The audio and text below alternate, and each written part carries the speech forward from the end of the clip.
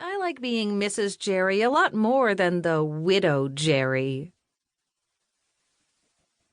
Rafe brought his horse to a stop on a ridge overlooking the big Cibola Creek where it dropped into the valley below. He had never forgotten this view because it was one of his favorites. Unfortunately, it brought back a bitter memory as well. It was on this spot that he'd first told Dolores he loved her. The letter in his pocket burned like a hot coal. He wished he had never responded to the newspaper ad requesting that anyone with knowledge of the whereabouts of Rafe Jerry, son of Warren Jerry, contact the law offices of Henry Fielder in Cibola, California. He hadn't spoken to his father since he'd walked out of his house 10 years ago, yet his father had made him sole executor of a ranch he'd inherited jointly with a half-brother he'd never seen. Rafe was a 30-year-old bachelor. What could he have in common with a 9-year-old child? "Where is your ranch?" asked Rafe's closest friend, Brock Kincaid. During the Civil War, Brock had served with Rafe in a cavalry unit that conducted night raids on shipments of supplies, munitions, and gold. He'd come to California with Rafe in hopes of finding Laveau de Vieira, the man who'd betrayed their unit to the Yankees. "Down there." Rancho Los Alamitos had stretched as far as Rafe could see. "Everywhere. All of it." Brock's eyes grew wide. "I can see thousands of acres from here. My father owned more than 200,000 acres.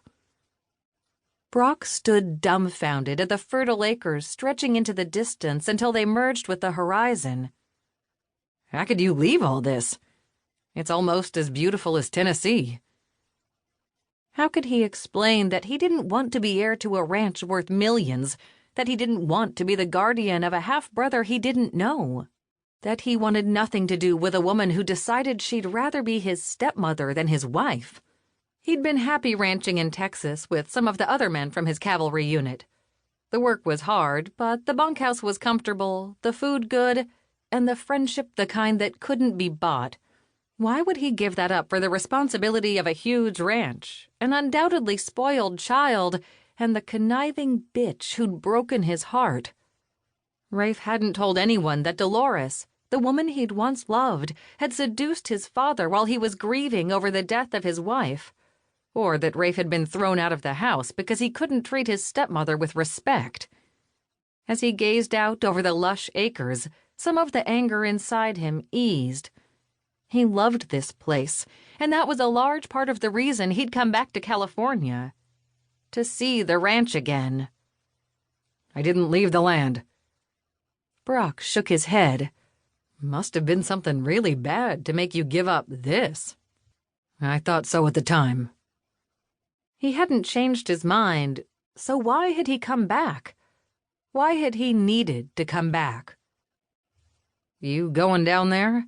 Or are we going to see if we can find any trace of Laveau?"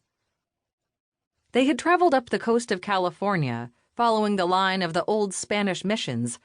They had found reports of Laveau in Monterey and San Francisco, but the traitor was always one step ahead of them. "We're going into town to see the lawyer first," Rafe told Brock. "I hope he can explain why my father wrote that infernal will. When I walked out of here, I told him I never wanted to see this place again." "You're his son," Brock reminded him. "Naturally, he'd want you to have your inheritance."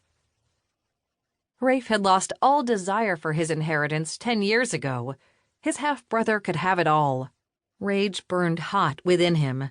He could feel the life he'd spent 10 years building for himself slipping away. He was being drawn back into a quagmire of blighted love and shattered idealism, of lust, avarice, lies, and hate. "He has another son, one he wanted more than me." Rafe reminded himself he wasn't angry at the boy. Even though his creation was the source of the enmity between Rafe and his father, the child was innocent. He would not judge this child until he'd seen him. It was possible he didn't take after his mother. "The last words my father spoke to me were to order me out of the house." Brock turned his horse away from the cliff overlooking the ravine. "Apparently he changed his mind. Let's head into town."